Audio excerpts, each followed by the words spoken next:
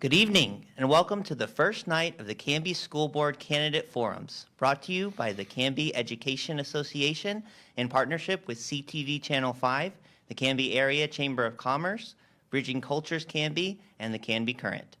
I'm Tyler Franke, and I'm honored to be your moderator tonight. The Cambie School District serves thousands of students, providing a foundation of education on which to build their lives. But it's actually even more than that. In many ways, our schools are the heart of our community, representing our past and our hope for the future. Our schools face significant challenges and opportunities in the years ahead, and decisions made by our local leaders will be critical. The Canby School District is led by a 7-member board of directors made up of elected citizens, volunteers who choose to dedicate their time and talent in service to our district students, staff, and families. In the May 18th election, 4 of the district's 7 seats will be on the ballot, and all 4 races are contested. That means that in this one election, voters will truly have the chance to help guide the direction of our school district for years to come. The format for this forum is simple. Each candidate will be introduced and will have the chance to answer the same 5 questions. Each candidate will have the same amount of time to answer those questions. Now, one thing to remember is that the Canby School Board races are head-to-head, not at large, meaning each candidate is running for a specific position. For example, you may have 2 candidates you really like, but if they're running for the same position, you'll have to pick just one. Because due to scheduling considerations, these forums are happening across multiple nights. Viewers will have to pay careful attention to which position they want to vote for, and we'll do our best to help keep those distinctions clear. We want to assure our viewers that this event is taking place with all the public health guidelines, including asking our candidates and all the participants to wear masks anytime that they are not speaking. Our final rule tonight is that all candidates will be expected to abide by the Canby School District's civility policy and refrain from any comments that might reflect adversely on the background, character, or motives of their opponent or any other individual. Now let's meet our first candidate tonight. His name is Mike Zagava. He is a current member of the Canby School Board, and he is running for position 4. Hi, Mike. Welcome. Good evening. How are you? I'm good. How are you doing today? Doing well. First of all, I want to thank all of you for putting this together. I know it was a lot of work, and I hope it's a labor of love. It definitely was. We love being able to do it, and we're so grateful for our candidates to be taking part in this. Now, tonight's event is actually, although I'm serving as moderator, it is a true community forum, and we'll have community members asking the questions here tonight. And I'd like to bring up our first questioner. Her name is Stephanie Agar. She is a teacher at the Canby School District, has been for the past 16 years. Welcome, Stephanie. She is currently a 5th grade teacher at Caris Elementary School, and she's also the president of the Canby Education Association. Hey, Mike. Hello. Why are you running for school board reelection? What qualities do you bring to the table? And what has been your history or involvement with the district to this point? Good question, obviously. Why am I running? We moved to Canby in 1974. I started teaching 3rd grade at Eccles in the year-round program. And this community has given my family so much. We made a conscious decision to stay, work, and live in Canby. And it's my way of saying thank you. You've educated my kids. They have moved back to the town. My grandkids go here. And like I said before, it is a labor of love. I truly, truly enjoy what I'm doing. I realize it's been hard lately, but I think I bring a balance to the board.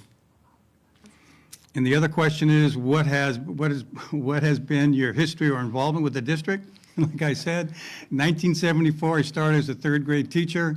I was the union president. I was an athletic director. I was a principal, vice principal, principal at Trost, principal at Eccles, principal at Ackerman for the majority of my time. So I bring a unique perspective to the board. I bring an educational perspective to the board. Thank you. You bet. Thank you, Stephanie, and thank you, Mike. Our next question is going to be asked by Miss Yolanda Sanchez. She is a parent in the Canby School District. Come on up, Yolanda. She has 4 children that have gone through the Canby School District and 1 grandchild who is starting in kindergarten next school year. She's also been an active community volunteer. Welcome, Yolanda. Thank you. Good evening. How do you feel the Canby School District should proceed to regard to educating our students during the pandemic, especially in the 2021-22 academic year? Thank you, Yolanda. I appreciate the question. We are going to be behind the power curve when our kids come back. We have the traditionally underserved populations, but then what we also have, and I'm a non-traditional learner. We have your sequential visual learners, which is what most of society is, and they probably do pretty well with the online. But the kinesthetic learners, like myself, the more you move, the more you talk. That's the kid that's got to move around in the classroom. He's not doing that online. You have your auditorial learners. In other words, for them, when they process information, they have to say it out loud. That's the student who says, Mrs. So-and-so, do we need to do this, this, and this? Well, the reason he's repeating that to the teachers is because he's processing it and he's learning it. These kids who are doing an online program are not doing that. They can't. It's not designed to do that. So we automatically have a 30% students who are behind the power curve with the online program. You have your underserved population. So we need to zero in on how to make that better, how to increase that. What can we do to fill in the gaps that they lost online? Because nobody's going to come back ready. Nobody's going to come back. I may not be true at grade level. Who knows? But I seriously doubt it. They're all going to be in jeopardy. Thank you. Thank you, Mike. Thank you, Yolanda. Our next question will be asked by Kristen Watts. She is another local parent at our Canby School District. She's had children in Canby schools for the last 18 years, currently with students at Baker Prairie Middle School and Canby High School. And she also works at Karis Elementary as a behavior intervention assistant. Welcome, Kristen. Thank you. Hello, Mr. Zagova. Hello. My question for you is, if you are reelected to the Canby School Board, what would your budget priorities in allocating general funds for the district's next fiscal year and into the future be? I think, like I've said before, we need to spend more time and more money trying to figure out where the kids are at right now, because they're not going to come back at grade level. At least the majority of them aren't. So we need to zero in on either staff support, we need to hire, I don't know about hire, we need to refocus our expertise on that, whether that is going to be through the budget process. But one of the things that we're not doing right now is, years ago, we had local school committees were involved. Each school had 3 or 4 parents involved with the budget-making process, involved with the setting up the priorities. So that has to be reinstituted. We need to get the parents on board, giving their input, telling us what we need to do in each particular building regarding the budget. Okay, Thank thank you. you so much. Yep. Have a good night. Thank you, Kristen. Thank you, Mike. Our fourth question is going to come from Emmanuel Hemsey. He is a teacher of dual language immersion science at Baker Prairie. Hi, Emmanuel. It's his 4th year at the Canby School District, and he's also one of the chairs of the Canby Education Association's Equity Committee.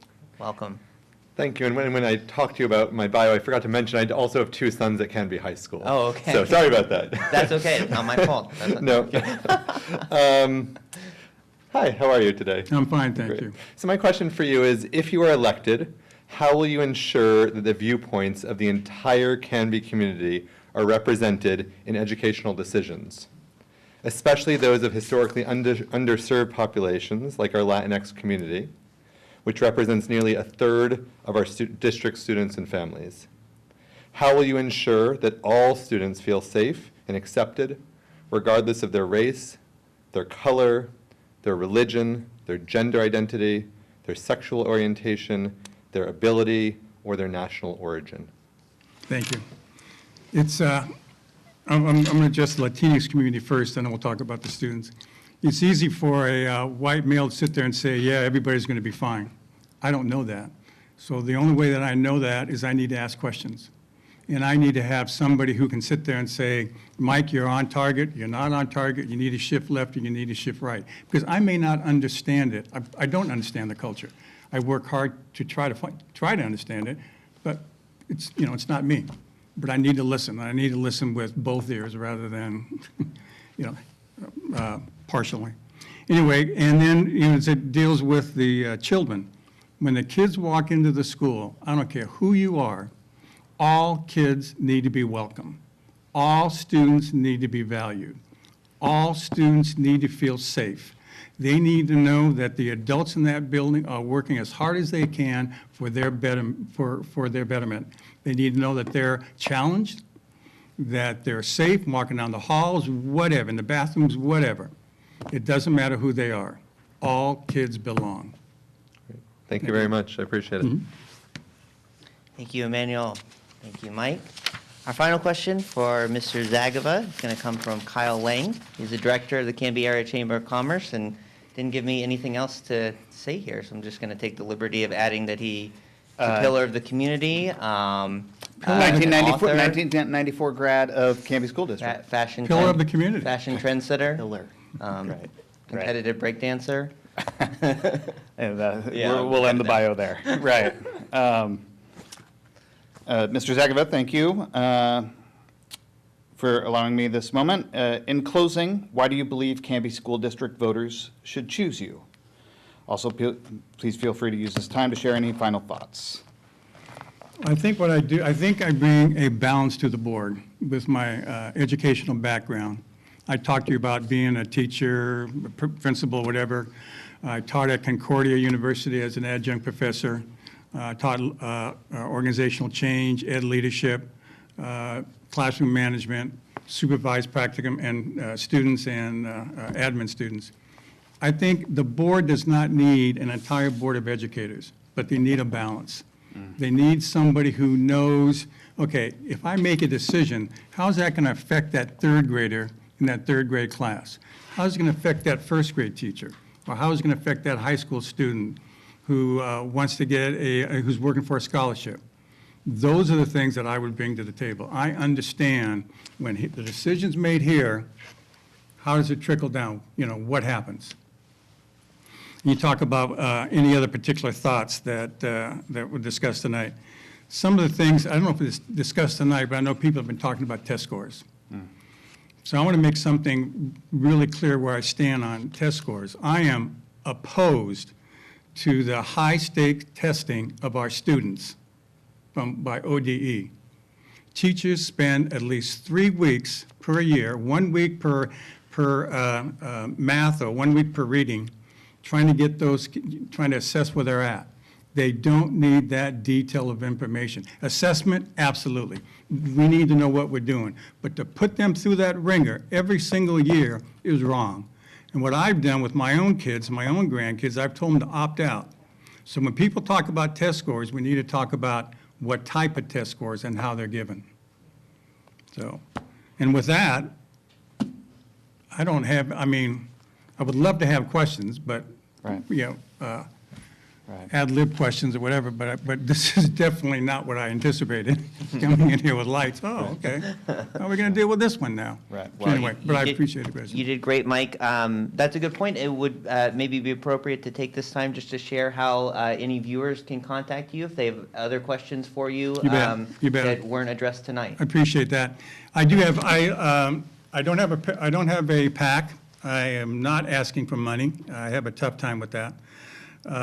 But I do have a Facebook page, Re-elect Mike Zagaba. If you find that on Facebook, shoot me a message. I will get back to you. And I'll be as straight and upfront as I possibly can. I've never been known to sugarcoat anything, and I wouldn't do that then as well. Great. Thank you so Yeah. much, Mike. While we switch over to our next candidate, I would like to take just a few minutes to welcome, if you're just joining us, as our next candidate, Olga, is making her way up.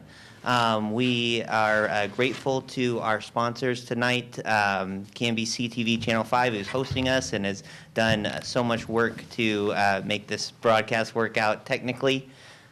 The Canby Area Chamber of Commerce, who's provided Kyle, and also other support, the Canby Current and CambieFirst.com, and the Canby Education Association, who has done a lot of the work organizing and making this happen, has done truly a huge lift. If you are not aware, we are doing just 2 candidates tonight. The other candidates will be taking place in 2 forums that are happening next week. 3 each, and those will be on the 27th and 28th of April. Same time, same location where you're viewing this now at 6:30. And we are now excited to welcome Olga Jimenez. Hi, Olga. Welcome. Hello, thank you for having me here. Absolutely. We're delighted to have you here. She's running for position 2 of the Canby School Board. That is correct, I am. And we're going to bring back Stephanie Agar to ask the same question. Thanks, Stephanie, for hanging around. Hi, Olga. Why are you running for school board? What qualities would you bring to the table? And what has been your history or involvement with the district to this point? Thanks for the question, Stephanie. Well, the reason for me running for the school board is I am a mother of 4 children currently in the Canby School District, and I have struggled just to know and educating myself and what the Canby School Board District is. As a Latinx American, Latina America, I am learning as I'm going, and it's been really challenging. And I think for other of family members within our community are also challenging as well. So one of my main reasons is to, first, it's important about educating our families and our parents before we can actually educate our children. There are underserved populations as well. What qualities do I bring? Well, I currently work for Clackamas County. I've been working for 10 years, and I've been advocating for our Latinx community and our underserved populations that have not had an opportunity to hear their voices heard. So the qualities I bring is advocating, leadership, and also graduating from Oregon. I saw how difficult it was, and so I'm really strong about advocating. And how do my background, I am a child of immigrant parents that immigrated through Guatemala, and they're still farm workers till this day. And the struggle they had to raise us and bring us to the education and the importance of it really touches my heart, because I know the value. I know how they struggled and how still to this day are they getting up early 4 or 5 o'clock in the morning, and at an age now that they're still encouraging us to go to school, educate ourselves for a better future. Awesome. Thank you. You're welcome. Thank you again, Stephanie. Thank you, Olga. Great job. We'll now welcome back Miss Yolanda Sanchez. Thank you. Hi, Olga. How are you? Pretty good, thank you. Nice to see you here. Okay. So my question for you is, how do you feel the Canby School District should proceed with regard to educating our students during the pandemic, especially in the 2021-22 academic year? So I'm divided between those two. I feel it's important that our kids should return to school, one, for their emotional and mental support. It's really needed. And I, as a parent of 4 children, I've definitely seen it. My children have cried. They don't have that social life, and that really breaks a parent's heart. I'm concerned, yes. I'm concerned. One of my roles in Clackamas County is I'm actually a pod vaccine coordinator, and for our COVID responses here in Clackamas County. The inequitable, and being able to serve the underserved populations to get vaccine, that is my big high concern. If we cannot get parents vaccinated that are underserved, I don't feel comfortable in getting my children back to the school. And not even having those details. Or again, underserved means technology. How are you explaining to parents? Visuals. Just providing those tools to our parents and our community is very important to be able to trust to bring our children back. Thank you. Thank you, Yolanda. Thank you, Olga. Asking our third question again will be Kristen Watts, local parent. Hello. Nice to meet you, Ms. Jimenez. I've got the money question. If elected to the Canby School Board, what would your budget priorities in allocating general fund dollars for the district's next fiscal year and in the future be? That's a tough one. Again, I feel like I can answer it, but I can't answer it when I don't have parents that are educated on what the finance is. Again, I think it's important to educate, because I'm still educating myself, and also focus on diversity. making sure that we are inclusive, diversity, and be able to those curriculums be able to offer and hopefully be able to have that budget to cover those costs. I'm new, so this is really tough for me. But I'm hoping that with the time, I'll be honest, I will learn more as I go. Okay, thank you so much. Thank you, Kristen. Thank you, Olga. Asking our fourth question is going to be Emmanuel Hempsey. Welcome back. Hi there. So my question, you sort of started answering this a bit already, but if elected, how will you ensure that the viewpoints of the entire Canby community are represented in educational decisions, especially those of historically underserved populations like our Latinx community, which represents nearly a third of our district's students and families? How will you work to ensure that all students feel safe and accepted, regardless of race, color, religion, gender identity, sexual orientation, ability, or national origin? That's a good question. And I'm going to start by all children need to feel welcomed. It doesn't matter the color, it doesn't matter the race, they're all a human being. And when it comes to our Latinx community, I am Latina. I represent that 30% of students in our school. They don't have a voice. They're not being heard. They're being silenced. And I think it's time to be able to bring a new perspective and bring in that diversity and that inclusive within a good, equitable lens. And I think it's very important that all children are welcomed. Again, as a parent of 4 children, it's been very difficult to feel welcomed. And hopefully we're able to strategize a way on that all teachers also understand our cultural, understand where we come from, be open and welcome. Not only opening those doors to the school, but it's also in the classrooms, making sure that that connection is there as well. Great, thank you very much. Thank you, Emmanuel. Thank you, Olga. And bringing us home once again is going to be Kyle Lang. There he is, Canby Area Chamber of Commerce Director and Canby High School grad. Canby High School grad, right. Go Cougars. Thank you, Mrs. Jimenez, for being here. As somebody who runs a nonprofit and asks people to volunteer, I very much appreciate those people who step forward to take these volunteer slots. In closing, why do you believe Canby School District voters should choose you? Please also feel free to use this time to share any final thoughts about topics that may have been discussed tonight. Why I feel Canby voters should vote for me is, again, I bring another perspective to the table. I bring a representation of a community of color in all students, not only Latinx specific, but all students, because we're all different and we all think different. I feel like we need to talk the talk and walk the walk. And I feel that I bring that equitable lens, which a lot of us in the community have desired. We need to be more inclusive. We need fresh eyes, fresh ideas, and have our students actually learn to advocate for themselves. And if we can't advocate for them, then who will? And I think this is why I'm so honored to be able to run, though I have to be honest, I'm scared. I'm sweating right now. This is the first interview. We're not used to this. This is something, our culture is not used to this. So I'm actually very happy to be here and happy to represent our underserved community and hope to be elected for our next school board, position number 2. Yeah. Thank you so much for being here. Thank you, Kyle. Olga, I'd love to, as we did with Mr. Zagova, just offer you a chance if there are ways that viewers can reach out to you if they have other questions about things that that weren't addressed tonight. Of course. So I currently do have a Facebook page. It's Friends of Olga. I do put public posts, and as you may find, it might be English and Spanish. Again, that's part of me being equitable and diverse. I want to make sure that all communities being reached.